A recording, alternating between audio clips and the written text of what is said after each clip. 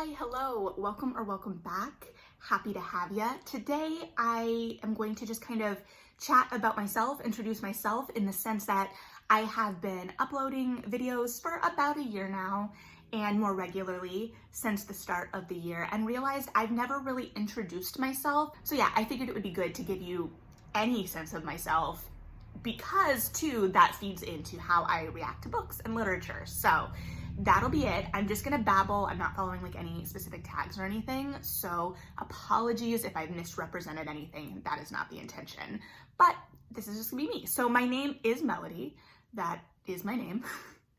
And I just recently, as of filming this, turned 30. So I live in Chicago currently, but I grew up in rural Indiana. And when I say rural, like my class in school, I was at a school that was K through 12. So we were there the whole time. And our class for a second had over 100 in it. And we were considered the big class. We did not graduate over 100. You know, people moved, things happened, whatever. But for a while we were considered the big class. So there's that. So I grew up in a very rural, small town area. And I actually grew up in the school system that I graduated from. I rode my trike down the hallways, vivid memories of that. So I have always been deeply connected to both education and libraries, in the sense that we would always go to the library, and library day at school was one of my favorites. And I'll get more into that and whatnot as well. But I've always been a lifelong reader, and I come from a family of educators, and my aunt is a kindergarten teacher. So even during my early development, there were a lot of books and activities shaped around kind of literacy. So I have a memory of reading Hop on Pop at a very young age. I do not know how accurate that memory is. I don't know if I just memorized Hop on Pop, which is completely possible. So anyway, yeah, I've always been a reader. That obviously translated, into school book fair days. Like everyone, probably, I have really fond memories of book fairs, especially as I got older, because they usually coincided with parent-teacher conferences, and I would start to stay for conferences, whether it was generally because of like yearbook activities, not related to the fact that my mom was still working. That was independent, and I did not mess.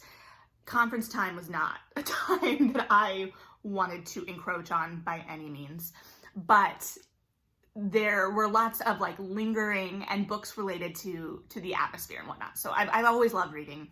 In high school, I also started working at my library.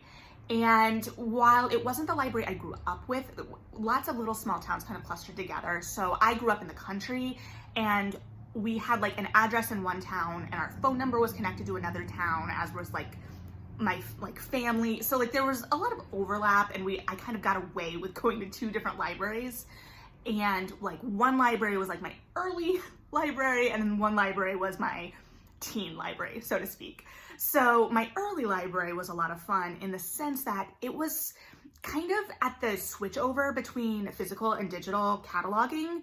I remember that switchover very specifically, especially because it coincided with an expansion of the library that like took out the children's section for a second. But we still had the stamps in the back of the books for longer even than was necessary, because the catalog had been put digital and we were checking out digital, but they would still stamp the due date in the back as well. And I remember the high of being the first person to get a book out, especially because at the time that was happening, I was like one of the only people utilizing the young adult section. This is a little bit later in the tenure, but like that, I remember that being such a fun experience. And there are times now where I know that I'm the first one to get a book, but it doesn't have that same satisfaction. There was also a lot of satisfaction in seeing the due date card for me, or like the thing in the back of the book where every button's like return date was stamped, because then you could kind of get a sense of the history, the checkout history of that book. And I don't know, I just missed that. It made me feel connected to the other people. Like I could see when a book had surges of circulation. As a nosy person, it was fascinating to kind of contemplate. So I know there's a lot of nostalgia attached to book stamps and all of the library like nostalgia, but like I do think that that's rooted in something for me personally, because it kind of connects you to the wider world. Like I could see and track, I remember I checked out Both Sides of Time by Carolyn B. Cooney. I've never read The Face on the Milk Carton, but I read Both Sides of Time and that like trilogy a lot. That's a time travel romance, like young middle grade reader kind of thing. I loved it.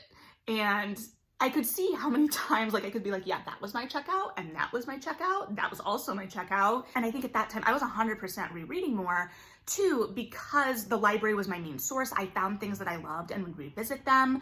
We, of course, got new books in, but we didn't get new books in as speedily a lot of times, and going to the bookstore was a treat and it was a trip. So I didn't have new books as often as I do now, obviously. And even when I was buying books at that time, it was very strategic.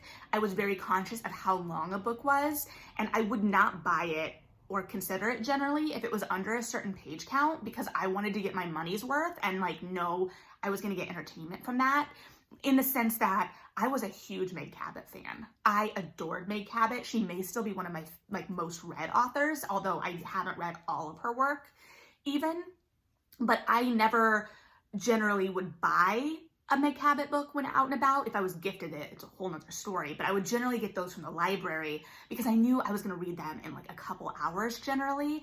And for me to use my like book cachet on that, I was going to save it. So I mostly did like fantasy, young adult fantasy, things like that in physical form. And yeah, so the library, I would revisit things. I also have like very, very fond memories at that time of the Nancy Drew Hardy Boys crossover, in the sense that we had a patron isn't the right word, but when I worked at the bookstore, which I'll get to, I guess, order in some of those books, and I got very excited. I don't remember much about them. I should probably revisit, but loved those. This was also, you know, the days of, I don't know, did everyone else have Accelerated Reader? So it was like mostly summer program, I believe, when we did it. But different books would be part of the Accelerated Reader program, and if you read them, you would take a quiz on them that was basically just proving that you read it. It was like basic comprehension things, and you would then get pointed based on how well you did on that. So each like book had like levels, and then I don't remember if there were points associated with the levels, because I know that there was like a certain amount of gaming the system in the sense of reading books at a lower level and getting points or trying to get points based on that. I don't remember how that was managed, or like if there were restrictions on what you could be pointed out at if you were at a higher reading level. Anyway, that would all like correlate to rewards and like treats at the end of the summer reading, and that was always very exciting. But in the sense of like restrictions at the library, I remember being nervous about things, and I was never restricted. There are age levels, and toward the time of my time working at the library, I started to see like age restrictions in books, and I don't know if they were ever enforced, but those made me very nervous, and I did not like them. Like, I understand limiting in your own home, like you can set the boundaries that you've decided are appropriate, but I was reading things, like I remember in 8th grade, I read The Other Boleyn Girl, and I used to like ride my bike into town to go to the library at my grandparents' house, and I would often check books out that way. I feel like probably not as often as my memory remembers, because it was a decent bike ride, but it happened. I would go to the library by myself. I remember taking my dad with me to get The Other Boleyn Girl because I knew it was an adult book, and I knew it might be something that they didn't want to check out to me. And I like had a plan, because I had become obsessed with the Tudors after reading the Royal Diaries, Red Rose of the House of Tudor, the Elizabeth I Royal Diaries book, way back when. I still have my copy of that book, because that's kind of what started all of my Tudor history interest. And so that was the big book, and I wanted to read it. And I don't even remember how I found out about it. Probably online, but I don't really remember how I was like interacting with things. may have just read the flap, who knows. Either way, my dad was with me, and I feel like that was pretty strategic on my part. My dad had no clue, what we were reading, what was age appropriate. He's not a reader. It puts him to sleep generally, so he'll read like almanacs and books about plants and very practical things. He's not going to read narratives. So I was being a little sneaky, but I got the book, and the thing is, they questioned nothing. I never was questioned in what I was reading or checking out. I think there was a point, especially when I was a teen and working at the library, and I've talked about this before, in that library and working at that library really evolved my love of romance and made it acceptable, and we talked about romance, and it was a very positive atmosphere. And obviously, romance circulates very widely and heavily in libraries. I have a deep love of a broken library paperback spine. I hate broken spines myself, and I may get into like my nitpicky stuff at a later time, but I don't like breaking my spines in books, especially mass markets, which are hard. And then because then you also have to like try and open the cover. It's a whole thing. I'm not proud of it. I recognize it's a little extreme. But something about like someone else having broken the spine, I just love it. There's something really comforting in like a well-read library, especially romance. I will say I don't love it when it also smells like cigarette smoke, but I feel like I haven't encountered that as much recently. Back in the day, a lot. But I don't know where I was going with this, but I did end up working at the library and loved that. I started kind of, focused on summer reading for this other library and helping with their programming, and then evolved into some weekday shifts as well during the school year, a lot of mostly just shelving. One thing I loved that we did do is that we would put on the first page of the book what number in a series it was, if it was part of a series. And I still catch myself looking for that sometimes. Sometimes that was my job, was to look up if the book was part of a series and to like mark what. If it's an author that had many series, we would also indicate the series it was in. There was also some contention sometimes in shelving that was completely one-sided, in that I had like one person that was the head of a section that was very adamant about how you alphabetize by author's last name and then by title, which is pretty standard. But like I didn't understand or didn't like the concept of not shelving series together in order. And I don't know, like it's just these little things that you're like, oh right, there's a system there. And then you have to like figure out what the system is and work within it. In the same way that I worked at a place that had a style guide that didn't use the Oxford comma, and I had to adjust. It became writing everything with the Oxford comma and then having to go back and copy editing everything I wrote to remove all Oxford commas. I hated it so much. So I've always been a reader, and I spent a lot of formative years working in the library as well. Around 8th grade is when I think I started to dip into more traditional classics. Like I read a lot of children's classics as I was growing up, kind of as I encountered them in self-selected reading. But I remember very specifically in 8th grade, I was reading Buffy novelizations and self-selected reading toward the end of the year. And it was a little bit of like bumping up my page and book count, even though I don't think that counted for anything. And also it was a little bit like I'm getting away with reading fan fiction in class and it counting toward my book goal because this is technically an authorized novelization. So I knew what I was doing. But one of my teachers was like, these are way below your reading level. And I was like, I think that's fair, but I'm enjoying them. And she actually handed me Jane Austen, and she started me with Pride and Prejudice. I remember reading it on the bus to a track meet. Do not worry, I was not in track at the time or ever, because running is not my thing. I was the person that like kept the scores and the book for the meet. Like each school at the meet had their own person that like recorded numbers to see like where everyone ended up. And I often forget that that's a thing I did, but I did. So I remember reading that on the bus in the same way that I remember reading Charles Dickens during driver's ed. There are like times that you kind of just like really associate with certain things. I think that was David Copperfield era, but I don't know. So then I went to college, and I grew up near Purdue University-ish and was very adamant that I was not going to go to Purdue. And so I didn't. And I actually went to school I started as a double major in theater and telecommunications, which I was interested in, like, video production.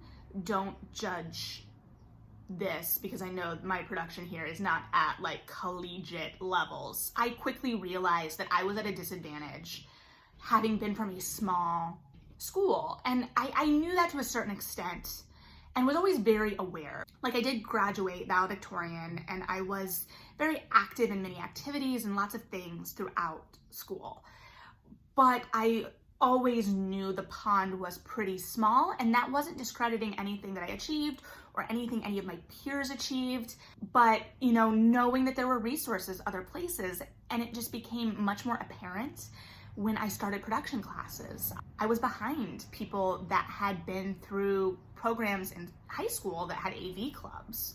I also really hated carrying lights, and realized very quickly that I could tell you when the lighting looked bad, but I wasn't great at fixing it. Those light kits were also very, very heavy. At the time, undergrads weren't allowed to film on digital, so we were still filming all on film. I actually had the computer lab eat an entire hard drive when a converter crashed. That was great. So I had originally planned to drop theater to a minor and major in telecommunications. And we started with theater as a major because it makes it easier to get into classes for the minor that are very competitive and go to majors first. And somewhere in my sophomore year, after I had taken my first kind of swath of production classes for telecommunications, I had like a solid block that started at 8 a.m. that was 4 hours of production, like 2 hours in sound and 2 hours in video. And I was like, I'm not great at this, and I don't know what I'm gonna do. So I ended up dropping TCOM to a minor and majoring in theater and theatrical studies. And at the time, I had just discovered dramaturgy, which is what I ended up focusing in and have most of my experience in. So what is dramaturgy? If you've never heard of it, is a great question. It is a very multifaceted position and amorphous position within theater, so it is often hard to describe. Elevator pitches, you know, are something that I should have, but I kind of explain it as building out like the conceptual world of a play or a show, and that's because it can involve so many things. So it can be new play dramaturgy, where you're working with a playwright in whatever capacity, whether it is a playwright that has reached out to you to work together, or whether it is through an institution or a theater specific, where you're workshopping something, whatever the case, and you are working with that playwright to help develop their play. And you're basically an outside eye. It would be easy to compare it to an editorial position, but that would also not be correct, because dramaturgs are much less prescriptive. And granted, I have never acted as an editor for like books, and to my understanding, you know, there is still a level of creator choice, but I also think that there's a little bit more push behind some changes in some cases. Dramaturgs, in my experience with new plays, there are things that you can say, okay, this is what I'm getting from what we've got on the page. Is this how you intended it to read? Is this what you were intending from this scene, from this moment? What happens if we play with this idea? What about this line? You know, you can break it down as micro or macro as they are interested in exploring it. And you can definitely recommend things or indicate how something is reading, because generally you know what the playwright is going for, right? So you're able to kind of assess, is this working in the way that we want it to, as was intended? Is this telling the story meant? And, you know, sometimes you're gonna recommend things that are not gonna happen. I think my strongest change note happens just before lockdown. So it was my first time actually working with a playwright at that capacity that I had a personal friendship with. I mean, I'm friendly with lots of playwrights, and I do some reading for someone I would definitely consider a friend, but this is someone I hung out with in my personal life and still do. So I recommended a change, and it was a very beat specific change. a one specific moment kind of thing. Like, I think this one moment hits very hard and this other one moment right after is undermining a little bit. How can we look at this? So it was a very zoomed in moment conversation. And they disagreed with me, and they weren't gonna change the script, which is 100% their right. So I pointed out what I thought the play was doing and how that moment was serving it. And she disagreed with me. She said, I think that this is exactly what I want this to be saying. This is how I see this serving the script. So that's, like I said, the playwright has the right to make those decisions. So I was able to show her, how I thought it was working, and she could decide whether or not that was valid. And then also there's the element of, I'm reading this through my own lens. So it's a conversation that happens around new work. And that's just one piece of it. Dramaturgy isn't all new work, but that is a definite piece. There is a wonderful essay about dramaturgs in Sarah Rule's 100 Essays I Don't Have Time to Write. And that provides an insight to new play dramaturgy from a dramaturg-friendly playwright. Not all playwrights enjoy working with dramaturgs, and that's fair too. This isn't going to become a video just about dramaturgy, I promise. But the other facets of it then become production dramaturgy. So that usually involves research and building out the conceptual world of the show for actors, right? So we have the direct action of the play, but what are the things around these characters that are impacting their world, their life? What are the references in the play that can be expanded on or might require additional context? My favorite show that I've worked on in this context was Spring Awakening. There's so much. One of the actual homework assignments I gave the actors at the time, it was in college, was an expressionistic painting. They had the summer. We went into rehearsals right at the start of the new school year. So that is a very expressionistic show, both its source material and the way it is done in the musical. And so we played with that idea, and then I built out everything around it. So it's also about, for me personally, presenting information for actors in a way that doesn't feel like homework.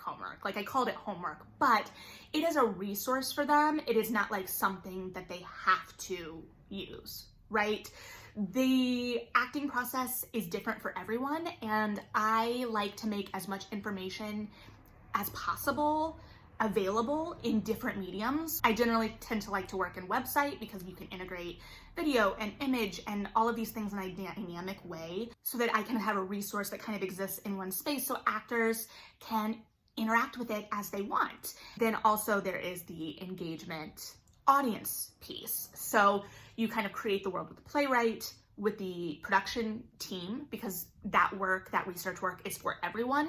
Designers will often do a lot of their own research as well. So depending on where a dramaturg comes in the process is how much those people talk to each other, right? Like if a dramaturg is brought on later in the process, designers will probably have done a lot of their own research. So there are still conversations to happen and it can happen, but it's a different dynamic depending on when the process starts, in my experience. And then there's the audience piece. Now, this one is tricky in the sense that, tricky, I don't know is the right word, but the work stands on its own, right? Like the work is the work. The play is the play.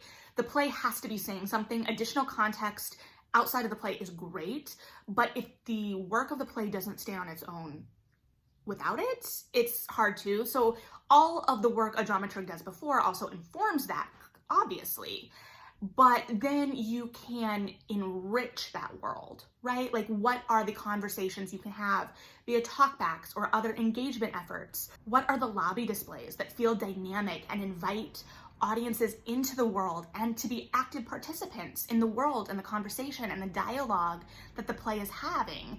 One of my favorite shows that I worked on, recent isn't correct in that time has been passing speedily, is a production of Alias Grace. This premiered before the Netflix show, but we knew the Netflix show was a thing that was happening. Now, this play was written by one of my college professors, and I had actually known of it for its life, in the sense that I read a very early draft, if not a first draft, when I was in college. And so I had seen that play kind of evolve, and so got to kind of look at the adaptation process of that play as well. My first interactions with the play, the playwright actually requested I did not read the book, especially because she knew I liked to read and liked to be informed as a dramaturg. Like, I read Venus and Fur before seeing Venus and Fur. Like, that's the kind of, anyway. So the question was whether the play stands on its own. And it did, and it does, and I still adore that play. The structure is just so smart. It works as a memory play. So for non-theater people, that's kind of like weaving present and past within the place as kind of a fluid time space. So you're moving in and out of memory. And I think that that just worked so well. And she still managed to like take lines from the book that resonate, and I recognized some of those same lines in the TV show. So working on the development of those pieces. Is the story being told that we want to tell, that we're aiming to tell, right? And then we get into the production room and we're like, okay, this is a real person that existed. I did a lot of digging, trying to find historical articles that I knew existed about this case, and I finally did find them, but I was getting nervous. And so we take all of that, right? And we present it to the actors, like, what was informing this? And then it also becomes a dialogue with the production team and the actors, like, you can always go to your dramaturg with questions. I'm sorry, I'm talking about dramaturgy a lot, but this informs a lot of me.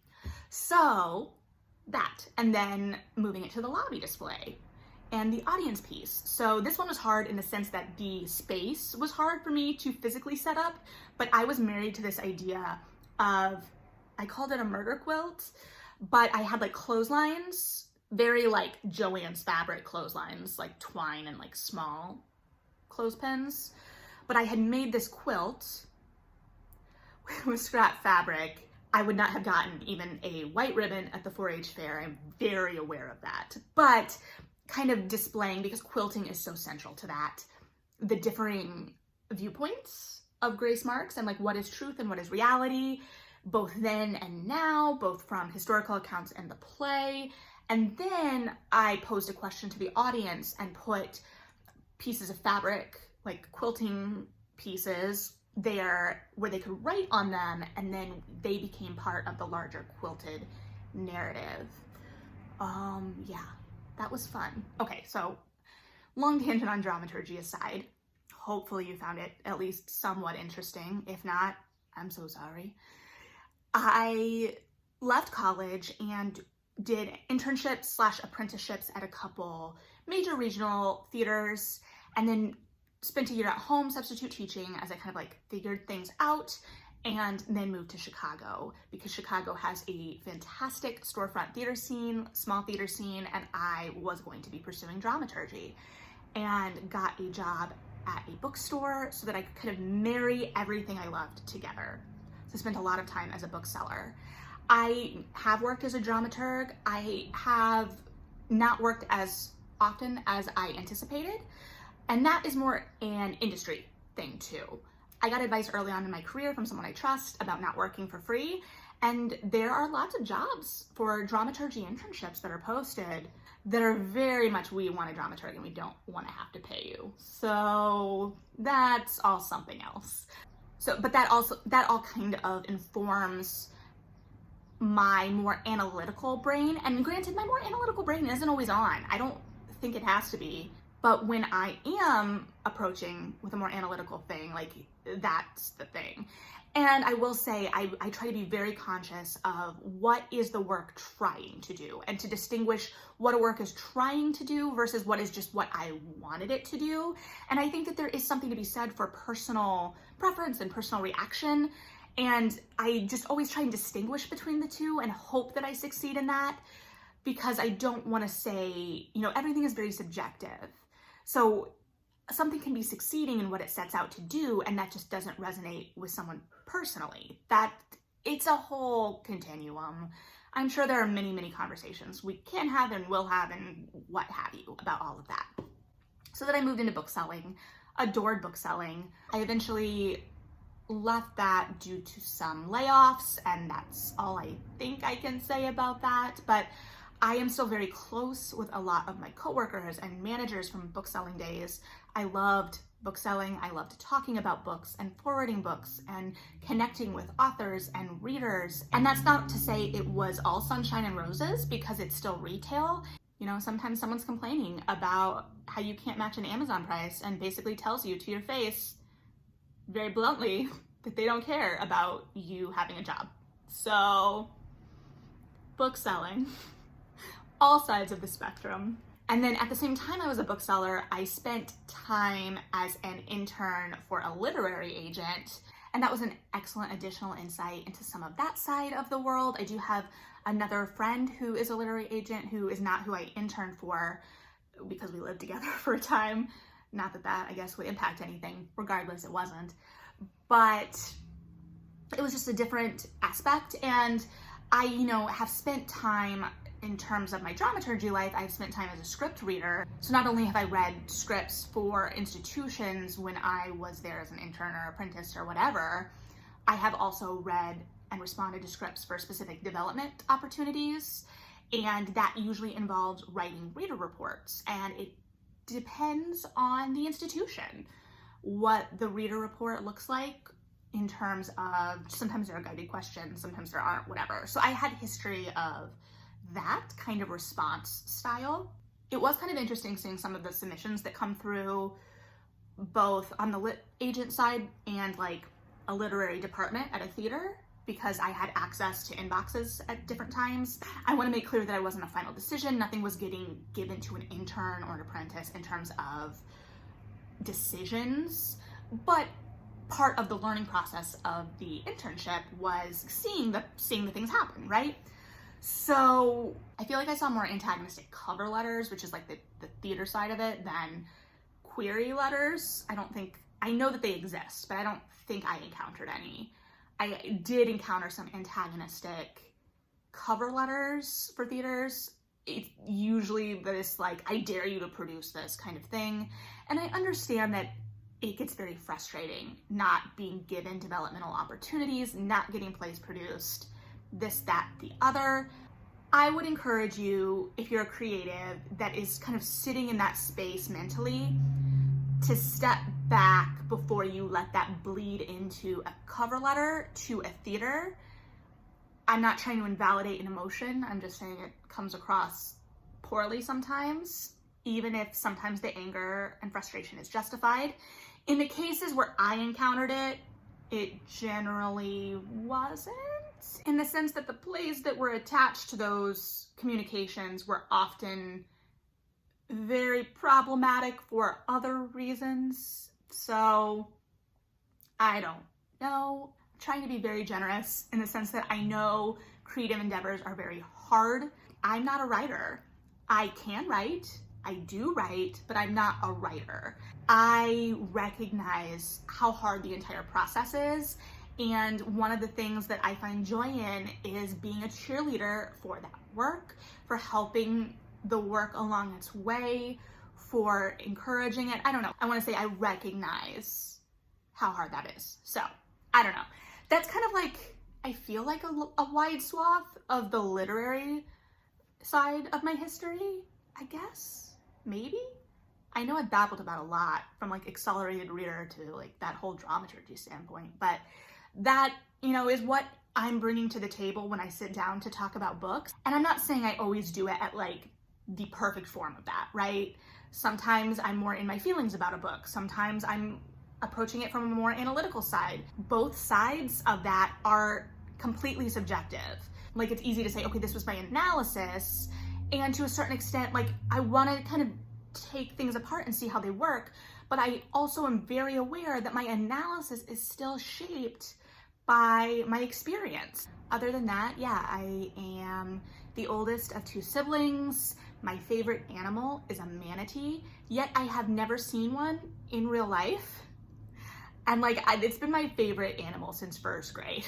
We were doing like a under the sea project and we had to do a report on animals. And I originally wanted to write about dolphins because of course I did, but then everyone was doing dolphins and I was like, well, I don't want to be like everybody else. And my teacher was like, what about manatees? And my life has never been the same.